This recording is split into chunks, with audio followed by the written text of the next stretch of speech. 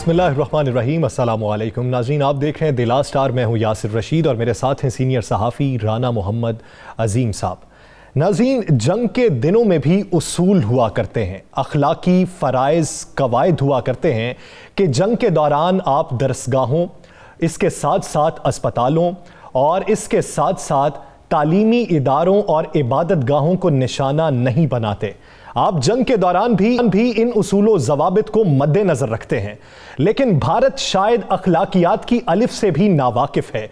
भारत की जानिब से लाइन ऑफ कंट्रोल पर रवां साल 2000 से ज़ायद मरतबा फायरबंदी मुआहदे की खिलाफ वर्जी हुई। अस्करियत पसंदों से होने वाली झड़प की खफगी मिटाने के लिए भारत ने क्या इकदाम उठाए, आइए पहले वो मनाजिर देखते हैं, फिर इशू पर बात करेंगे। ये लाइव शेलिंग चल रही है शारदा में इस टाइम। इंडियन बर्बरियत जो है, इंडियन जारियत जो है, इंडियन हुकूमत का जो बुज़दिलानापन है, आप देख सकते हैं कि पूरा शारदा इस टाइम गोलों की गन गरज से पूरा शारदा गूंज उठा है। और मैं आपको दिखाता चलूँ, ये मासूम बच्चे, ये स्कूल के बच्चे हैं और आप देख सकते हैं ये बर्बरियत है, ये जारियत है, ये बुज़दिलानापन है इंडिया का। Government girls high school Sharda. अंदर जाओ बेटा, अंदर जाओ, अंदर जाओ, अंदर जाओ, नीचे बैठो, नीचे बैठ जाओ मेरे बेटा। ये देखें छोटे छोटे मासूम बच्चे, आप नीचे बैठ जाए। ये देखें मासूम छोटे छोटे बच्चे, बौखलाए हुए बच्चे, और ये बच्चे हैं सारे के सारे, ये गवर्नमेंट गर्ल्स स्कूल के बच्चियाँ हैं। ये देख सकते हैं आप छोटे छोटे बच्चे जो इंडियन बम्बार्डमेंट और उससे घबराए हुए मासूम बच्चियाँ। यहाँ देखें जो घर से अपनी तालीम हासिल करने के लिए यहाँ पे आई हुई हैं। टीचर बच्चों को दिलासा दे रहे हैं, टीचर बच्चे। ये देखें बेटा, आराम से, अल्लाह खैर करेगा, कुछ भी नहीं होगा। ये देख सकते हैं आप, ये देख सकते हैं आप मनाजर। और ये बम्बार्डमेंट देखें, ये जारियत की हद को देखें। छोटे छोटे मासूम बच्चे, छोटे छोटे बच्चे जिनको लेने के लिए पेरेंट्स यहाँ पे आए हुए हैं और अपनी क्लासेस में आए हुए बच्चे। ये देखें, इनके शोर की आवाज़ सुने, ये बच्चियों की गूंज सुने। शारदा की फायरिंग के अंदर आप देख सकते हैं कि पूरा स्कूल, ये देखें नाज़रीन, कंप्लीट सन्नाटा हो चुका है पूरे गांव में। लोगों ने अपने घरों की नीचे तय में जगह ले ली हुई है, पूरा धुएं के गुबार हैं, पूरा इलाका। ये देख सकते हैं नाज़रीन आप, ये देख सकते हैं गुबार से पूरा इलाका, ये गोलों की गुबार से पूरा इलाका। नाज़रीन, गोलियों और बारूद की तड़तड़ाहट में फूटने वाली ये कॉम्पलें किस हद तक मुआशरे में अपने आप को उभार सकेंगी, निखार सकेंगी? राना साहब, लाइन ऑफ कंट्रोल पे जिंदगी किस कदर अजीरन है पाकिस्तान में, इसका अंदाज़ा ना आप लगा सकते हैं ना मैं लगा सकता हूं। इसका अंदाज़ा उन्हें ही बखूबी हो सकता है जो वहां पे जिंदगी गुजार रहे हैं। भारत की जानिब से ऐसी बर्बरियत, इसका मुस्तकबिल में भी कभी ना खत्म होने वाला सिलसिला जो है वो जारी रहेगा, ये खत्म कैसे होगा? देखिए, ये ख़त्म उसी वक्त होगा जिस तरह अब इनको भरपूर तरीके से जवाब मिलना शुरू हो गया है। या सर, एक नहीं, दो नहीं, तीन नहीं, चार नहीं, पाँच नहीं, सैकड़ों नहीं, हज़ारों दफ़ा भारत, बुज़दिल भारत यही कर चुका है। अब उस जगह पर ये शेलिंग करते हैं जहां मासूम बच्चे होते हैं, जहां आबादी होती है, जहां पर स्कूल है, जहां पर अस्पताल है, जहां पर दरसगाहें हैं। आप देखें जो उन बच्चों पे जिन पे ये फायरिंग कर रहे थे, ये स्कूल देखें। अभी तो एक फुटेज ऐसी है कि जिसमें औरतें अपने मासूम बच्चों को उठा के भाग रही हैं, बच्चे चीख रहे हैं। क्या जंगों के ये असूल होते हैं? क्या जंग में यह किया जाता है? अगर तुम बहादुर हो, आओ आकर मुकाबला करो। अब हम आपको दिखाते हैं यासर, अब आपको दिखाते हैं जिस वक्त इन्होंने ये सब कुछ किया, इन्होंने एलओसी की खिलाफ वर्जी की, इन्होंने हमारे फौजी जवानों पर हमले किए, हमारी इन बहनों बच्चियों पर हमले किए। जब line of control of line की खिलाफ वर्जी की तो उसके जवाब में इन्होंने एक प्रेस रिलीज भारत ने जारी की, उसमें इल्ज़ाम लगाया कि हमने पाकिस्तान के इतने फौजी जो है वो शहीद कर दिए।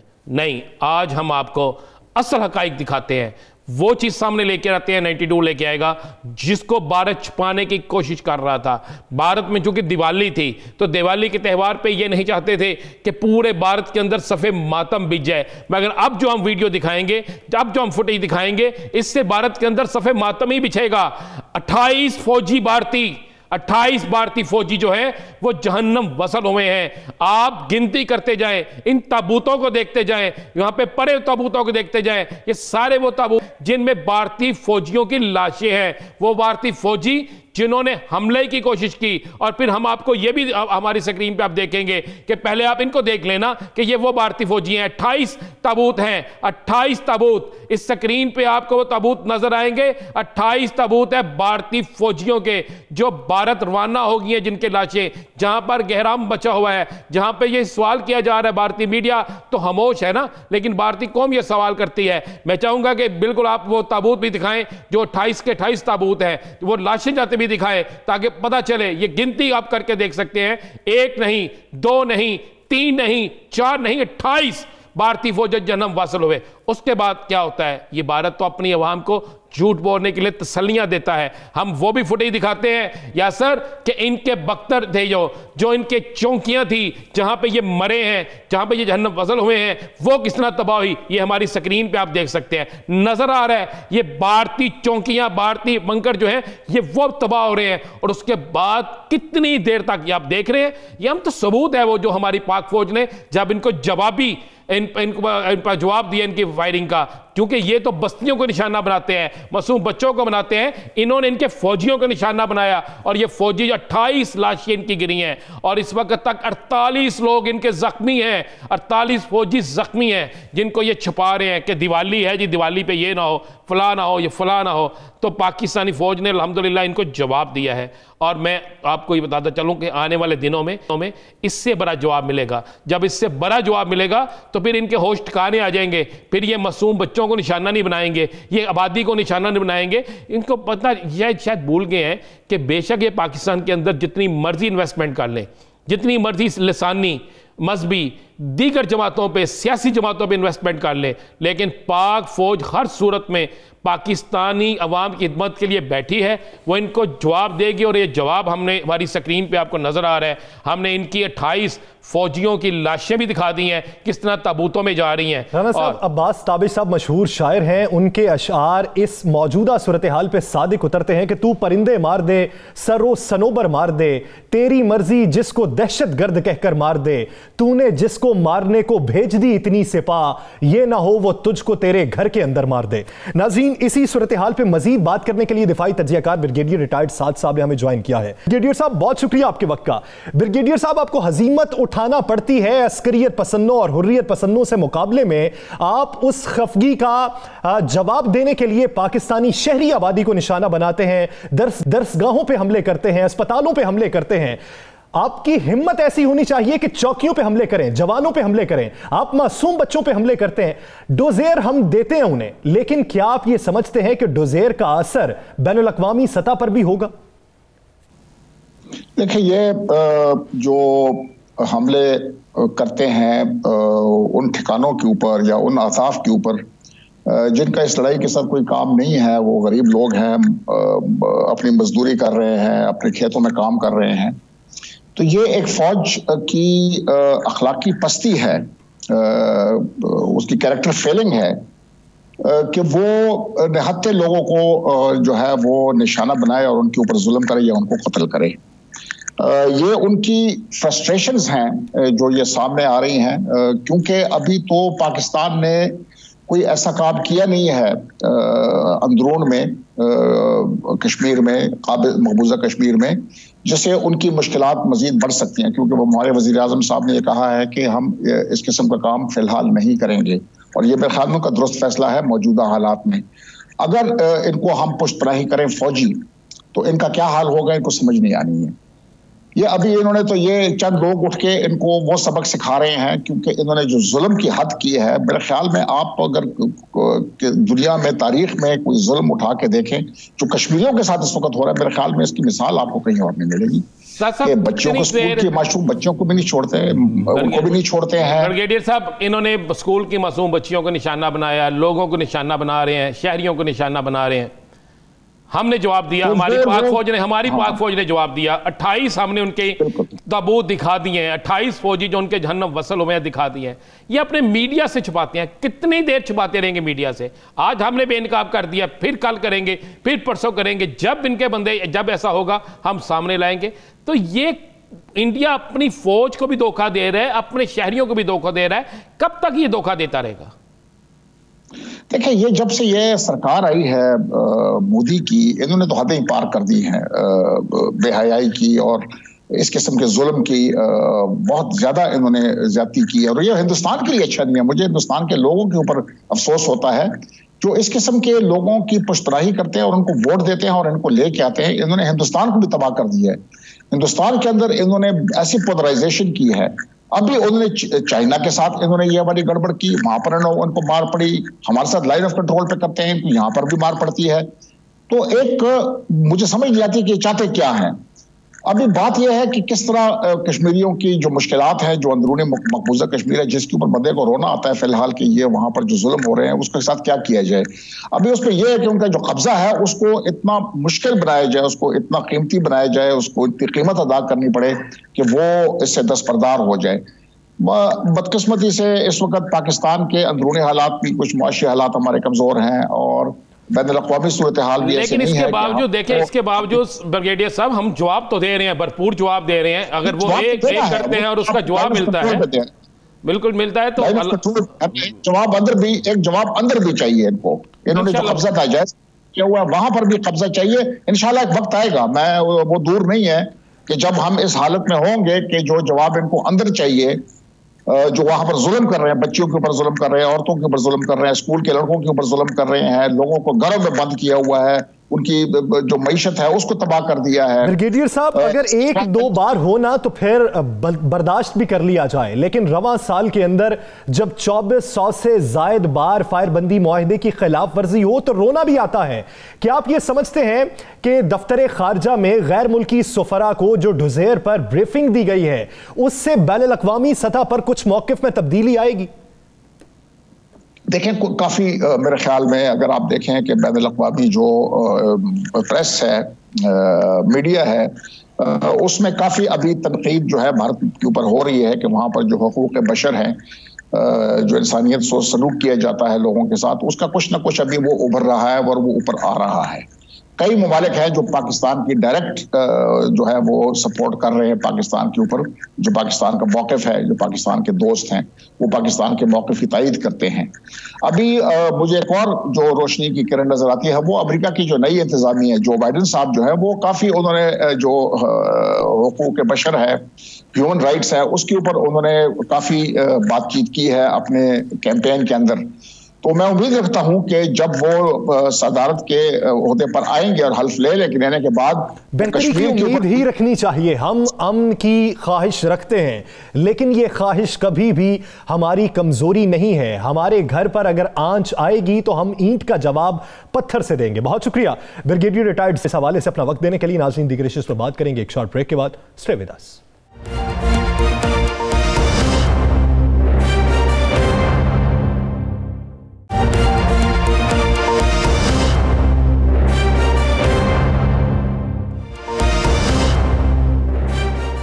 Welcome back. नाज़रीन, पीडीएम में शामिल 3 बड़ी जमातें, इत्तेहादी जमातें, पाकिस्तान मुस्लिम लीग नून, पाकिस्तान पीपल्स पार्टी और जमीयत उलमा इस्लाम फे, गिलगित बल्तिस्तान के हालिया इलेक्शन में जो इनके मुमकिना नताइज थे वो इनकी तवक्कुआत के बरक्स आए हैं। पाकिस्तान पीपल्स पार्टी की जानिब से यह कहा जा रहा है कि इलेक्शन चोरी हुए हैं। पाकिस्तान मुस्लिम लीग नून की जानिब से कहा जा रहा है कि धांधली हुई है।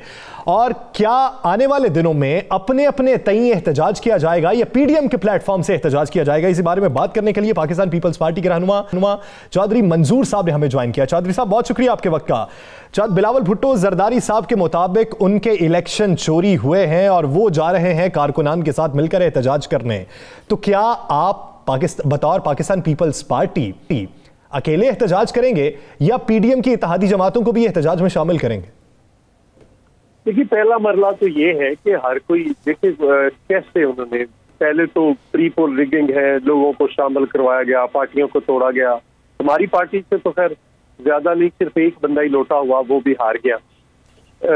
अगर वो पीपल्स पार्टी में रहता तो शायद पीपल्स पार्टी के वोट डालकर और उसने जो वोट लिए हैं उससे वो जीत सकता था, लेकिन ऐसा नहीं हुआ। तो बाकी पाकिस्तान पीपल्स पार्टी सारी इंटैक्ट रही, बाकी जमातें तोड़ी गई, फिर ये मिनिस्टर्स को भेजा गया, फिर उससे पहले इलेक्शन कमीशन को इस्लामाबाद बुलाया गया और यहाँ पे आकर सारा जो खेल तमाशा होना था वो सारा किया गया। आप जरा कल का देखें कि कल हमारी जो कल सीटें बहुत आगे थी वो शिगर से इमरान नदीम वाली थी, आपस कद्दू से मोहम्मद अली शाह वाली, मेहदी शाह को उड़ाया गया। अभी जमील रात को जीत कर जुलूस निकाल कर सोया, सुबह 2 वोट से उसको हरा दिया गया है। 637 वोट की लीड थी उसकी और वो खाकर सारा रिजल्ट तब्दील किया गया है। बशीर का उधर ऊपर से नहीं दिया गया। तो ये सारे का सारा एक तमाशा हुआ है कि इलेक्शन थोड़ा है, तो इसलिए कि पीटीआई भी नहीं जीत सकती। पीटीआई को पता चल गया कि वो नहीं जीत सकती थी। नया तमाशा शुरू कर दिया गया, आजादों को जिता दिया गया और बाकी सारा जो सिलसिला है वो आपके सामने है। जो सब कैसे मान ले जब नजर आ रहा है हमारी आंखों के सामने चोरी किया गया, तो कैसे मान ले? बिलावल साहब गिलगित बल्तिस्तान पहुंच के उन्होंने वहां पे शुरू भी कर दिया है। क्या हम ये जानना चाहेंगे, क्या वो है ही उधर? चले उधर उन्होंने तहरीक शुरू कर दी, उन्होंने कारकुनों से मुलाकातें शुरू कर दी हैं, सारा कुछ हो गया। अब ये बता दें कि पाकिस्तान में आप धांधली के खिलाफ, जाली इलेक्शन जिसे आप कहते हैं, उसके खिलाफ पीडीएम मिल के तहरीक चला रही है। यही सवाल यासर ने पूछा, क्या अब जीबी के अंदर भी पीडीएम मिलकर तहरीक चलाएगी या हर जमात अपने अपने ताई वहाँ पे जलसे जुलूस करेगी? देखिए, अभी तो हर जमात अपने तौर पर करेगी, पहले अपने तौर पर करेगी, फिर जिस स्टेज किसी स्टेज पे इकट्ठा होना पड़ा तो इकट्ठे भी होगी। तो ये अभी तो देखिए ना, अभी तो सामने सारी चीजें हो रही हैं, तमाशा हो रहा है। अभी तो ये सारी तबाही की है इन्होंने। और बिलावल साहब ने कहा था कि ये इशू जो है ये सिर्फ इलेक्शन का नहीं है, ये नेशनल सिक्योरिटी का इशू है। आप एक ऐसे सेंसिटिव इलाके में अगर इलेक्शन चोरी करेंगे तो इसका नतीजा क्या निकलेगा? आप ये कहेंगे कि देखिए जी इंडिया क्या कह रहे हैं, क्या आप पहले उससे पहले आपको जब कर रहे होते हैं ये तब नहीं आपको पता होता कि इंडिया क्या कहेगा या अमेरिका क्या कहेगा? चौधरी साहब, आपकी जमात का एक बड़ा मुतालबा था इलेक्शन से पहले कि इलेक्शन फौज तैनात करने के बगैर होने चाहिए। ये इलेक्शन फौज तैनात करने के बगैर हुए, अब उसमें भी धांधली हुई। ये निजाम किस तरीके से बेहतर होगा? आज पीटीआई है, कल पाकिस्तान मुस्लिम लीग नून होगी, पाकिस्तान पीपल्स पार्टी होगी, तो दीगर जमातें भी यही कहेंगी, विफाकी हुकूमत असरअंदाज हुई है। हम क्या कहते हैं? हम कहते हैं इलेक्शन कराना इलेक्शन कमीशन का काम है। क्या इलेक्शन कमीशन ने अपना जो कोड ऑफ कंडक्ट दिया था वो जरा गए हैं, उनका कोई नोटिस लिया है? वजीर आजम गया है, कोई नोटिस लिया है? किसी को कुछ कहा है? उल्टा आप बिलावल साहब को कह रहे हैं कि आप छोड़ जाए। यानी जिसके पास कोई एग्जेक्टिव अथॉरिटी नहीं है, वज़रा वहां पे, आपको नहीं पता वज़रा क्या तकरीरें करते रहे? किसी एक को नोटिस दिया, किसी एक से बात की है? क्या मतलब हुआ? पहले आपने गंदम उनकी रोकी जो जा रही थी, वो आप लोगों ने यहाँ पे रोक ली और फिर इलेक्शन के दरमियान वो 1 लाख बोरी आपने रिलीज कर दी, लोगों को गंदम तकसीम की, पैसे तकसीम किए। वो तो ओपन कहता रहा कि मुझे इतने वोट, जितने 1000 वोट देंगे मैं उतने 100 करोड़ आपको दूंगा, उतने 1000 करोड़ दूंगा। इसमें कोई ढकी छुपी बात? ये इलेक्शन थे। अच्छा जो सब, जब इलेक्शन से पहले ये सारा कुछ हो रहा था, आपको नज़र आ रहा था, सब कुछ आप देख रहे थे और आपको पता भी था कि ये सारा कुछ होना है, सामने हो रहा है, वज़रा भी वहाँ मौजूद है, तकसीम भी हो रही है पैसे की, हर चीज़ हो रही है, तो फिर क्या बेहतर नहीं था कि इलेक्शन से पहले यहाँ तो इसका बाइकआउट करके कह दिया जाता? यहाँ इलेक्शन के रिजल्ट का आप इंतज़ार कर रहे थे कि आपकी सीटें या दूसरी जमातों की सीटें बेहतर हो तो उसके बाद कोई फैसला करें? जी ये ऐसा नहीं है, बिल्कुल हर मरले पे हम कहते रहे। क्या बिलावल साहब को जब रोका गया आखिरी जलसे से, उस दिन उन्होंने प्रेस कॉन्फ्रेंस में सारी बातें नहीं की? उससे पहले नहीं की, जलसों के अंदर नहीं की, ये सारी बातें होती थी। आप बाइकआउट तो कोई सोल्यूशन देखें, आप ही के अगर हम बाइकआउट कर देते तो ये इनको एक्सपोज कैसे होते? चले मैं सब इसी की तरफ आते हैं। आपके बीडीएम के इत्तेहादी जो हैं वो वहाँ पे चले, आपके इत्तेहादी नहीं थे जीबी में मुस्लिम लीग नून, उनका कहना था कि जब बिलावल, उनके जो साबिक वज़ीर आला हफीज़ुर रहमान, उनका ये कहना था हमारे ही प्रोग्राम में कि बिलावल भुट्टो जो हैं वो सिंध हुकूमत के जितने वसाइल वहाँ इस्तेमाल कर रहे हैं, सिंध हुकूमत के वज़रा वहाँ मौजूद हैं और वो भी वफाकी हुकूमत की तरह वहाँ पे ये सब कुछ कर रहे हैं। मसलन कौन? ये सईद गनी साहब का उन्होंने नाम लिया और क्या वसाइल इस्तेमाल किए, ये मैं नहीं कह सकता। नासिर शाह साहब का नाम, ये बात हम नहीं कह रहे, ये मुस्लिम लीग नून के वहाँ के साहब, और वो गए, उनको फौरी तौर पर बिलावल साहब ने कहा कि आप छोड़ जाएं, वो चले गए, वापस चले गए। 1-2 दिन वहां पे रहे। 1-2 दिन में सिंध गवर्नमेंट के पास क्या इख्तियार है? इलेक्शन कमीशन को मैनूवर करने का इख्तियार है, वहां पे कोई इमदाद देने का इख्तियार है, वहां पे कोई मशीनरी उनके जरिए लगती है, क्या है वहां? देखिए ये तो उनका कहना है कि सिंध के जो वसाइल थे, हम नहीं कह रहे, या फीजुर रहमान जो उनके साबिक, उन्होंने कहा जी पैसे खर्च कर रहे हैं, ये हमारे प्रोग्राम में कहते हैं तो हम उनकी चला देते हैं। कहाँ पे किए पैसे? ये हमें नहीं पता, ये तो हम आपके इत्तेहादी जो है, मैं तो उनका इल्जाम आप तक पहुंचा रहा हूँ कि सिंध गवर्नमेंट गिलगित बल्तिस्तान को कोई फंड नहीं दे सकती, फेडरल गवर्नमेंट दे सकती है। चले, इसका जवाब भी हाफिज हफीजुर रहमान साहब के पास ही होगा। चौधरी साहब ये चले बता दें कि अब इब्तदाई तौर पे जो एहतजाजी मरहला है नताइज आने के बाद, वो पाकिस्तान पीपल्स पार्टी का एहतजाजी मरहला कितने अरसे चलेगा? वहाँ की इंतजामिया को तब्दील नहीं कर सकती। आप डिप्टी कमिश्नर अगर लगाएंगे वहाँ पे प्रिजाइडिंग ऑफिसर, तो फिर क्या होगा? रिटर्निंग ऑफिसर अगर डिप्टी कमिश्नर हो, यही होगा ना जो हुआ। अच्छा जोसेफ, क्या आप इस धांधली के खिलाफ सिर्फ तहरीक चला रहे हैं या अदालतों का रुख भी कर रहे हैं? सारा कुछ ही करें, तमाम ऑप्शन इस्तेमाल करें, तमाम ऑप्शंस इस्तेमाल किए जाएंगे, अदालती फॉर्म भी इस्तेमाल किया जाएगा, एहतजाजी तहरीक भी इस्तेमाल की जाएगी।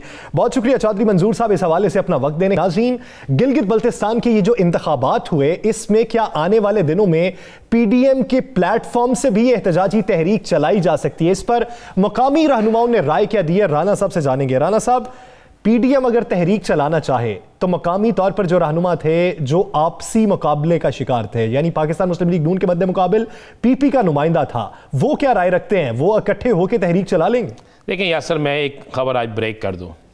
आज सुबह मोहतरमा मरियम साहिबा और बिलावल भुट्टो का राब्ता हुआ। गुज़श्ता रात भी एक राब्ता हुआ था। उस राब्ते में पहले यह फैसला हुआ था कि जनाब रिजल्ट जब आना शुरू हुए तो फौरी तौर पर दोनों की तरफ से धांधली का इल्ज़ाम लगाया जाए और दोनों एक ही वक्त में ट्वीट करें ताकि ये थोड़ी सी मूवमेंट बने। और उसमें बाकायदा मौलाना फजलुर रहमान को भी कहा गया कि आप भी आएँ, लेकिन उस वक्त तक मौलाना फजलुर रहमान के एक उम्मीदवार पीपल्स पार्टी के एक उम्मीदवार से आगे जा रहे थे। अब जब ये प्लानिंग इनकी हुई तो उस प्लानिंग में थोड़ी सी डिले हो गई कि दोनों ने इल्ज़ाम ज़रूर लगाया, तीसरा जो है वह अभी तक खामोश है, उस तरीके से नहीं आया। अब इन तमाम चीज़ों के बाद फिर ये फैसला इन्होंने, आप आज जो सुबह फ़ोन पे इनकी गुफ्तगू हुई उस पर यह कहा गया कि जनाब आइए मिलकर इस वहाँ पे तहरीक चलाते हैं। तो मिलकर तहरीक चलाने के हवाले से जब दोनों सियासी जमातों ने आपस में अपने वहाँ के मुकामी, देखें तहरीक ये कोई कराची में नहीं चलनी, ये तहरीक कोई सखर में नहीं चलनी, ये तहरीक जो है कोई फैसलाबाद में नहीं चलनी, ये जीबी में चलनी है ना। तो वहाँ के वोटर जो हैं, वहाँ के जो लोग हैं, उन्होंने बाहर आना है। अब मामला ये हुआ है कि वहाँ पर पीपल्स पार्टी हर हल्के में तहरीक इंसाफ के खिलाफ उम्मीदवार दिया हुआ था। जमीयत उलमा इस्लाम ने नून लीग के खिलाफ भी उम्मीदवार दिया था, पीपल्स पार्टी के खिलाफ भी दिया था।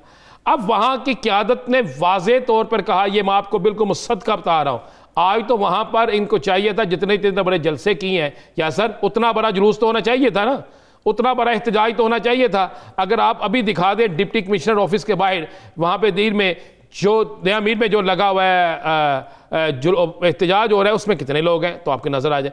वहाँ की मुकामी क़यादत ने अपनी क़यादत को वाज़े कह दिया कि पहले आपकी वजह से हमारा बेड़ा गर्क हो गया है कि हम यहाँ पर कई सालों से पीपल्स पार्टी वर्सेस नून लीग इलेक्शन लड़ रहे हैं, हम ऊपर से लेकर नीचे तक इनके खिलाफ चलते हैं। आप दोनों लीडर यहाँ पे आए, आपने एक दूसरे के कसीदे पढ़े, आपने वहाँ पे इमरान खान की मुखालफत की और उसके बाद चले आप मुखालफत ये भी करते रहते, कोई फ़र्क नहीं पड़ता था। उन्होंने कहा जब आपने बैठ के इकट्ठे चाय पी, जब आपने बैठ के इकट्ठे गुफ्तगू की, जब वो तस्वीरें चली तो कारकुनों ने यह कहा कि मुफादात के लिए तो आप इकट्ठे हो गए हैं, तो हम कारकुनों से किसी ने पूछना गवारा नहीं किया, तो फिर हम कारकुन भी अपना वोट का हक अदा करते हुए आपसे क्यों पूछे? दो राब्तों के बाद इनकार हो गया कि ये इकट्ठी तहरीक नहीं चलेगी। मैं ये ब्रेक कर दूं कि देखें, हमने अपने प्रोग्राम में कहा था कि तहरीक इंसाफ जीत रही है, या सर याद होगा हमने कहा था इतनी नशिस्तें इस तरीके से।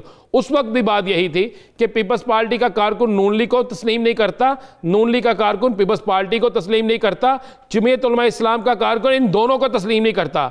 वहाँ की सूरत बिल्कुल तब्दील है, बल्कि पाकिस्तान में भी ऐसा ही है। यहाँ पे गुजरांवाला आपको याद नहीं, मरियम के तकरीर के वक्त पीपल्स पार्टी गायब, बिलावल की तकरीर के वक्त मुस्लिम लीग नून गायब और मौलाना फजलुर रहमान की तकरीर के वक्त सारे ही गायब। तो ये मैं आपको बिल्कुल बता रहा हूँ, गिलगित बल्तिस्तान में ऐसे ही हुआ है। अब इनकी मुश्तरका तहरीक के हवाले से इन्होंने एक फैसला किया है कि राज़ी करें अपनी मुकामी क़यादत को, वो राज़ी नहीं हो रही।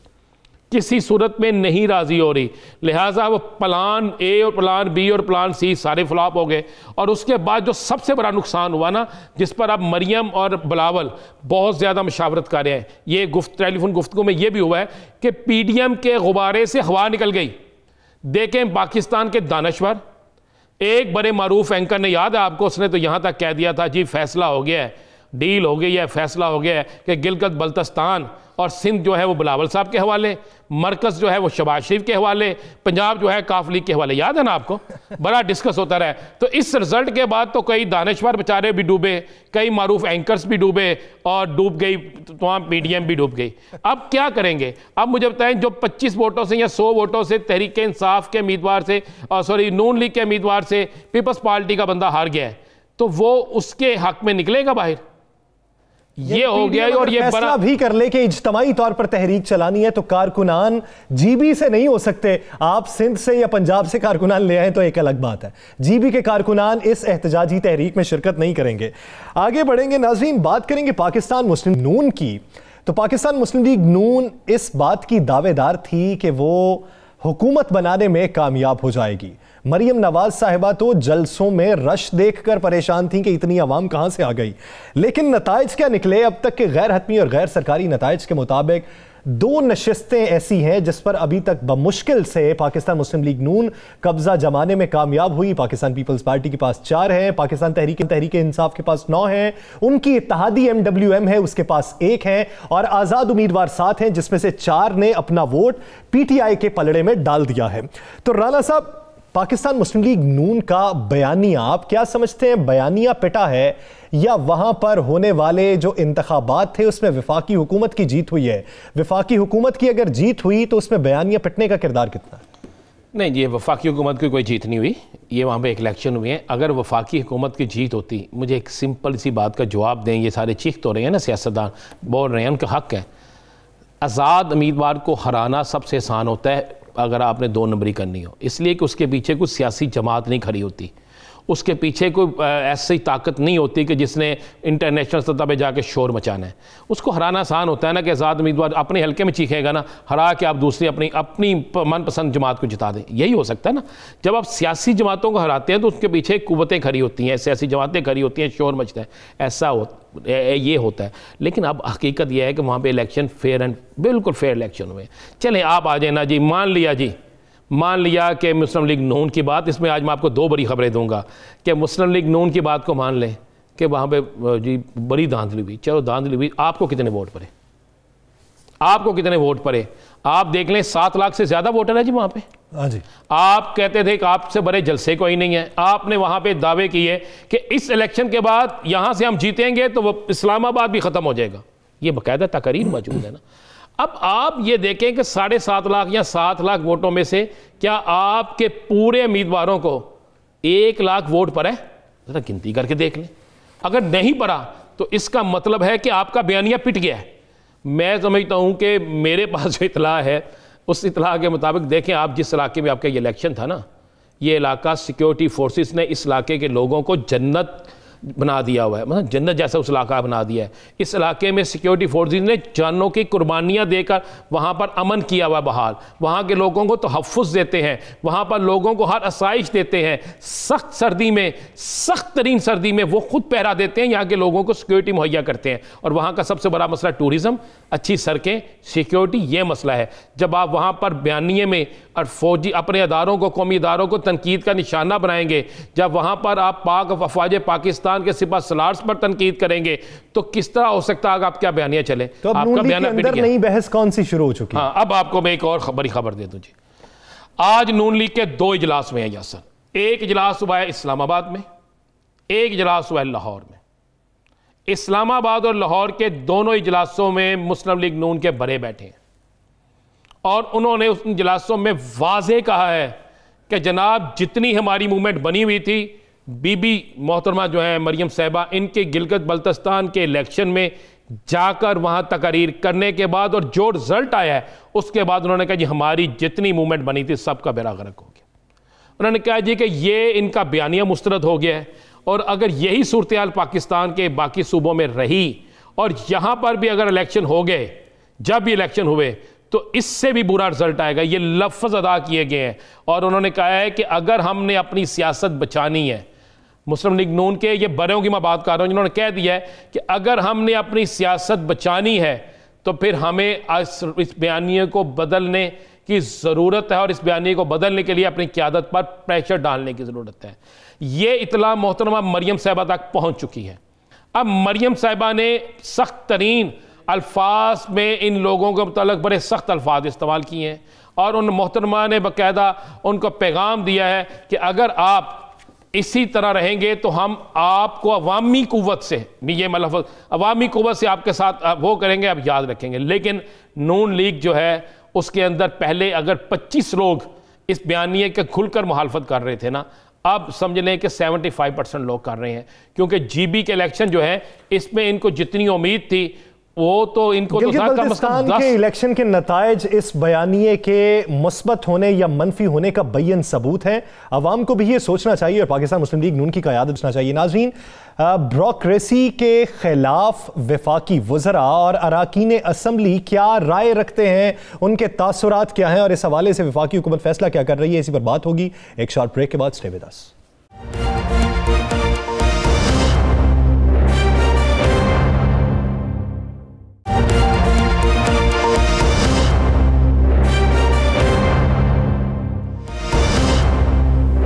Welcome back. नाज़रीन, कश्मीर में जो इंसानियत सोज वाक़या पेश आया, दरिंदगी का जो वाक़या पेश आया और इंसानियत के लिबादे में दरिंदा सिफ्त इंसान ने जिस कदर की हौलनाकी की उसे भूलना नहीं चाहिए। साथ ही साथ हमें अपने हीरो को भी सलाम अकीदत पेश करना चाहिए, खिराज अकीदत पेश करना चाहिए, लेकिन इसके साथ साथ उस दरिंदगी का शिकार बनने वाली उस मासूम कली को भी भूलना नहीं चाहिए जिसकी हालत तशवीशनाक बताई जाती है। इस हवाले से एक वीडियो है, पहले वो देखते हैं फिर इस पर बात करेंगे।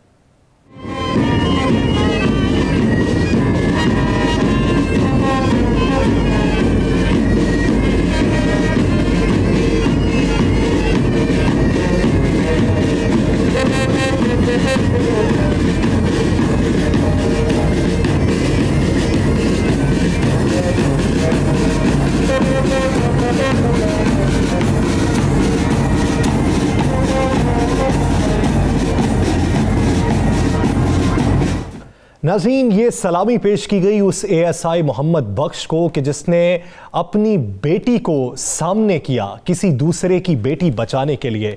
सलाम पेश करते हैं हम इस बहादुर पुलिस अफसर को भी और हम उस बच्ची को भी साथ में याद रखें कि जिस पर यह दरिंदगी बीती है। राना साहब, हम अपने हीरो को तो याद कर रहे हैं, साथ में उस बच्ची को भी याद रखना चाहिए कि जो इस इबरतनाकी का निशान बनी और उसे अब इस वक्त तशवीशनाक हालत में अस्पताल में ज़ेरे इलाज है। या सर, बिल्कुल दुरुस्त कह रहे हैं आप, इसी तरह होना चाहिए। बिल्कुल उसको अवार्ड भी मिलना चाहिए जिस शख्स ने, जिस ASI ने, उसकी बेटी ने। पूरी पाकिस्तानी कौम उसको सलूट कर रही है और हम ये भी दुआ कर रहे हैं कि पूरी जो पुलिस है, चाहे पंजाब की हो, सूबा सिंध की हो, KPK की हो, किसी भी जगह की हो, उसको ऐसे ही फ़र्ज़ अदा करना चाहिए।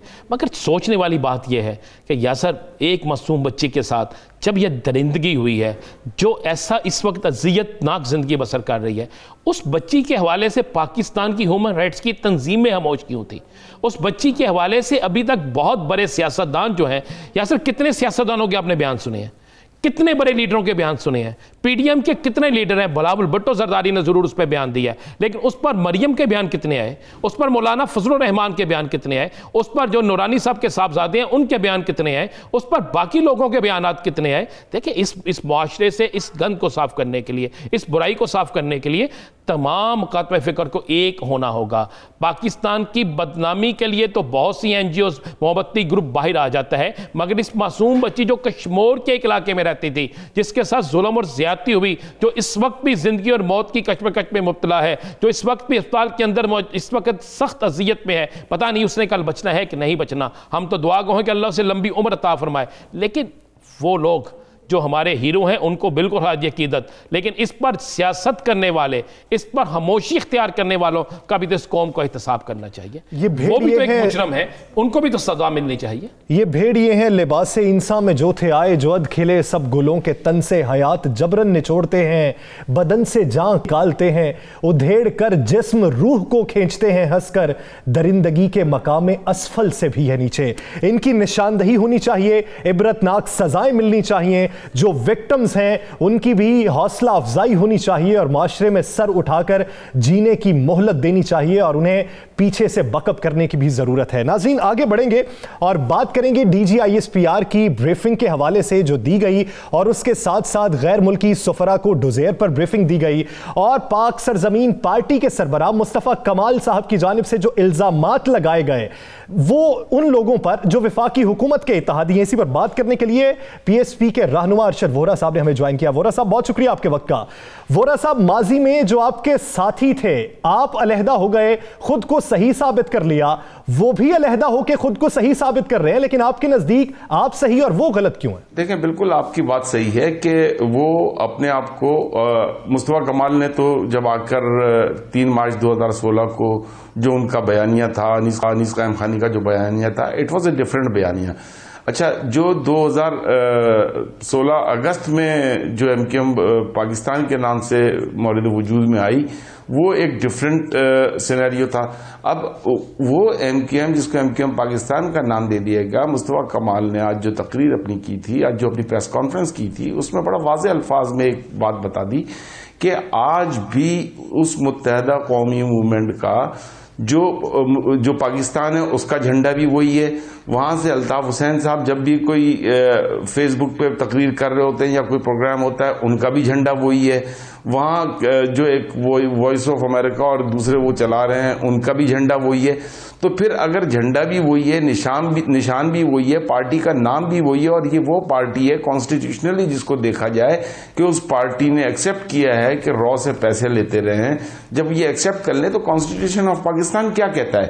क्या कॉन्स्टिट्यूशन ऑफ पाकिस्तान नहीं कहता कि उस पार्टी को बैन होना चाहिए? मेरा ख्याल से तो कॉन्स्टिट्यूशन ऑफ पाकिस्तान बड़ा क्लियरली कहता है कि जो भी फॉरेन फंडिंग पर्टिकुलरली किसी ऐसी एजेंट से जो आपके मुल्क की दुश्मन हो, जो आपके मुल्क की सबसे बड़ी दुश्मन हो, अगर वहां से, और वो किस लिए पैसा लिया गया, वो इस शहर में, इस मुल्क में तखरीबकारी के लिए लिया गया।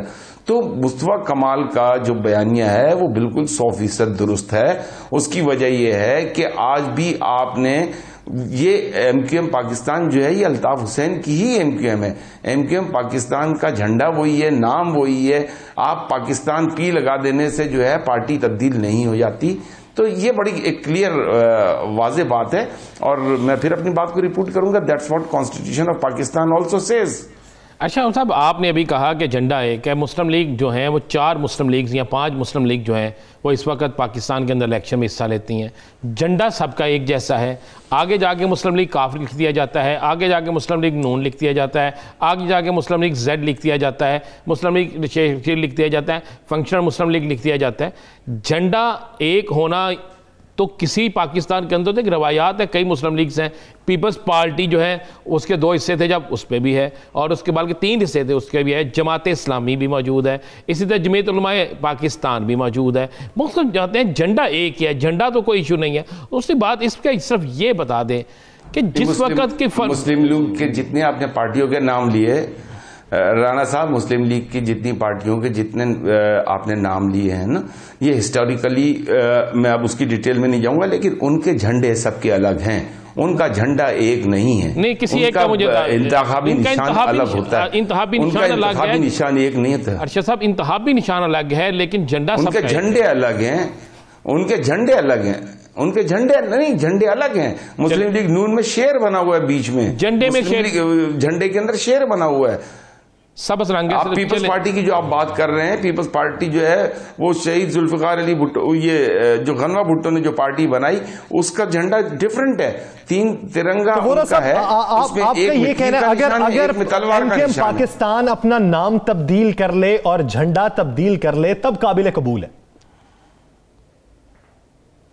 एग्जैक्टली यही तो कहा मुस्तफा कमाल ने, यही कहा कि भाई ये एमएनएज अपनी जगह रहें, अपनी पार्टी का नाम बदल लें, अपना इंतखाबी निशान बदल लें। ये वो चीजें उन्होंने बदलने को कही हैं जो कि विरासत है अल्ताफ हुसैन की, और आज भी अल्ताफ हुसैन यही चीजें इस्तेमाल कर रहा है। कोई अलग अल्ताफ हुसैन का झंडा नहीं है, कोई अलग अल्ताफ हुसैन का इंतखाबी निशान नहीं है, कोई अलग अल्ताफ हुसैन की पार्टी का नाम नहीं है। और फिर उसके बाद आप देख रहे हैं आए दिन यही हो रहा होता है कि जो है एक हो जाओ, नेक हो जाओ, ये सारा सिलसिला जो चल रहा होता है। अब एक हो जाओ की जो बात करते हैं, एक हो जाओ, तो what does it mean? It means कि एमक्यूएम के साथ जो धड़े बने हुए थे वो सारे एक हो जाएं, मिल जाएं। फिर वही लसानी सियासत को हवा देने वाली बात होती है, फिर वही महाजिर का नारा। मुस्तफा कमाल ने एक कर तो दिया 8 नवंबर को, अगर आप देखें तो मुस्तफा कमाल ने सिंधी, पठान, बलोच, इसमें तो कोई शक नहीं कि जब मुस्तफा कमाल ने आवाज़ हक बुलंद किया था उस वक्त कोई शख्स भी उनके खिलाफ आवाज़ हक बुलंद नहीं कर रहा था। इस पर कोई दूसरी राय नहीं। मुस्तफा कमाल भाई ने, अनीस कायमानी ने, आप लोगों ने जब आवाज़ हक बुलंद किया, एक सवाल है जो सुबह से इस तकरीर के बाद, मुस्तफा कमाल साहब की तकरीर के बाद हमारे भी जहन में आ रहा है। क्या आप लोगों ने, आप भी उसमें शामिल थे उस वक्त सारे, क्या आपने कभी ये महसूस नहीं उस वक्त किया था कि वो अल्ताफ हुसैन जिसके एक हुक्म पे सारा कुछ हो जाता है, उसको फंडिंग कहाँ से मिलती है, उसके पास सारा कुछ एक्सरीविंग कहाँ से चलता है? जब सब लोग इकट्ठे थे तो क्या उस वक्त डर था इसलिए नहीं पूछते थे, मसलहत थी, या फिर वो सब कुछ वो थे और उससे पूछने की जरूरत नहीं थी? नहीं, देखिए मसलियत नहीं थी, बिल्कुल मसलियत नहीं थी। मुझे पता है उस वक्त जो पैसा अल्ताफ हुसैन को जब जाता था, वो यहाँ जितने इनके मिनिस्टर्स बनते थे वो अपना अपना हिस्सा पहुंचाया करते थे। वो जो है केकेएफ जो है केकेएफ खाले जमा करता था, केकेएफ ज़कात जमा करता था, अरबों रुपए उसमें जमा होते थे। डायरेक्टली और इनडायरेक्टली जो लोग भी इनके फाइनेंसेस को मैनेज करते थे वो इन चीजों को मैनेज करते थे, उससे हमारा कंसर्न ही नहीं था। वोरा साहब, ये तो बड़ी क्लियर बात है, इसमें ये कोई कहना चाहते हैं हमें कोई थोड़ी, यानी एक ग्रुप पहले था, उसमें से कुछ लोग अलग हो गए, कुछ ने अपना नाम वही रखा लेकिन अलग होना वाजे किया। एक जाहिरी तब्दीली है, एक बातनी तब्दीली है। वो बातन से खुद को तब्दील कर चुके हैं अपने मौकिफ के मुताबिक। आप ये चाहते हैं कि वो जाहिर अपना तब्दील करें, बातिन तब्दील हो या ना हो? हम सिर्फ और सिर्फ ये चाहते हैं कि देखें इस मुल्क में, अगर तो आप कहते हैं, या तो फिर आप इस बात को माने कि अल्ताफ हुसैन गद्दार नहीं है, अल्ताफ हुसैन रॉ का एजेंट नहीं है। अगर अल्ताफ हुसैन रॉ का एजेंट है, अगर अल्ताफ हुसैन गद्दार है, तो फिर आप उसकी लेगेसी को कैरी कर रहे हैं। ये झंडा उसकी लेगेसी है, ये पतंग उसकी लेगेसी है, ये नाम उसकी लेगेसी है, तो आप उस चीज को कैरी कर रहे हैं। आप आज अगर कोई चीज खा रहे हैं तो कोई पता नहीं अल्ताफ हुसैन के नाम की खा रहे हो। तो अगर उस चीज को खत्म करना है, ये पाकिस्तान का कानून कहता है, पाकिस्तान का आइन कहता है, इसमें कोई इफ्स और बट्स रहने ना देना। आप नाम बदल रहे हैं, आप अपने एमएनएशिप रखें, आप अपनी मिनिस्ट्रियां रखें, आप एमपीएशिप रखें, सब कुछ रखें ना। आपके फारूक नसीम साहब जो हैं वो मतलब बहुत अच्छे लीगल, मतलब इस वक्त तो वो लॉ मिनिस्टर भी हैं, तो वो बेहतर एडवाइस भी कर सकते हैं कि क्या तरीका होना चाहिए। हमें इससे गर्ज नहीं है। आप एक चीज तो साबित होगी कि अल्ताफ हुसैन रा का एजेंट था, रा से पैसे लेता था, रा से पैसे लेके सब कुछ करता था, बहुत से लोग उसके साथ मुलव्वस थे। आप बड़ी देर हिस्सा रहे हैं, ये तो आज एक इन्फॉर्मेशन दें, लोग जानना भी चाहते हैं। तो फिर कौन कौन सी और सी ऐसी सियासी जमातें थीं जो अल्ताफ हुसैन के बहुत करीब थी और इन्हें इन तमाम मामलात का इल्म था और वो भी इस गुनाह में शरीक हैं? देखें, ये बात जब मुस्तफा कमाल ने 2016 में फर्स्ट टाइम आके बात कही, तब ये बात वाज़ेह हुई। आम लोगों को तो ये बातें नहीं पता थी ना। उसके बाद अभी रिसेंटली एम अनवर साहब का कोई साल भर पहले जो है, उन्होंने कहा कि हम तो खुद पैसे ला के देते थे। तो हम जैसे आम लोगों को ऊपर तो ये चीजें उस वक्त वाज़ेह हुई जिस वक्त ये सारी चीजें सामने आई, जिस वक्त मुस्तफा कमाल ने कहा, ठीक है, मुस्तफा कमाल ने इनिशिएटिव लिया, उसने कहा। उसके बाद फिर जो है मुस्तफा कमाल 2013 में छोड़ के चले गए, जब वो सेनेटर थे, अभी उनके 5.5 साल बाकी थे, वो अपनी सेनेटरशिप को छोड़कर चले गए। अनीस कायम खानी उस वक्त चले गए जब वो उस पार्टी को रूल किया करते थे यहाँ बैठकर, तो ये लोग उस वक्त छोड़ के गए। फिर ये जब 3 साल बाद वापस आए हैं, इन्होंने हकीकत से पर्दा उठाया है। तो उसके बाद फिर जो है लोग इस तरफ आना शुरू हुए। आज अगर आप देखें तो जो लोग भी मफाद परस्त, मैं तो कहूंगा जो लोग वहां पे मौजूद हैं इस वक्त जो पार्टी को चला रहे हैं, मैं हर एक को नहीं ये कहता, लेकिन majority of them they are opportunist. वो इस वक्त जो है या तो हुकूमत के साथ शराकतदारी, उस वक्त पीपल्स पार्टी के साथ शराकतदारी, तो एक होता है पॉलिटिकल स्टांस, दूसरा है कानूनी इकदाम। आप ये मौकिफ तो दे रहे हैं, वफाकी हुकूमत पे भी इल्जाम लगा रहे हैं, तो कानूनी तौर पर अदालत में भी यही केस लेके जाएं। जो आप मौकिफ अपना रहे हैं कि अगर आप किसी की लेगेसी को आगे चला रहे हैं तो इसका मतलब यही कि उसका निशान भी आप इस्तेमाल कर रहे हैं, झंडा भी उसका इस्तेमाल कर रहे हैं, झंडा भी उसका इस्तेमाल कर रहे हैं, तो फिर अदालत में जाएं, अदालत में यही बयान पुट करें। देखिए मतलब हम इस वक्त हमारी पोजीशन, हमारी पार्टी जो है वो इस वक्त बरसरे इक़्तिदार नहीं है। जो लोग बरसरे इक़्तिदार हैं, देखें डीजी ISPR जो कि रियासत का एक सुतून है, और उसके बाद फिर जो है आपकी हुकूमत के आपके शाह महमूद कुरैशी साहब, आपके फॉरेन मिनिस्टर, वजीर खारजा, ये दो लोग जब बैठकर ये बात कर रहे हैं तो इससे बढ़कर और क्या सबूत चाहिए, इससे बढ़कर और क्या वजाहत चाहिए? ये दो तो नहीं, इसमें तो कोई दूसरी बात ही नहीं है।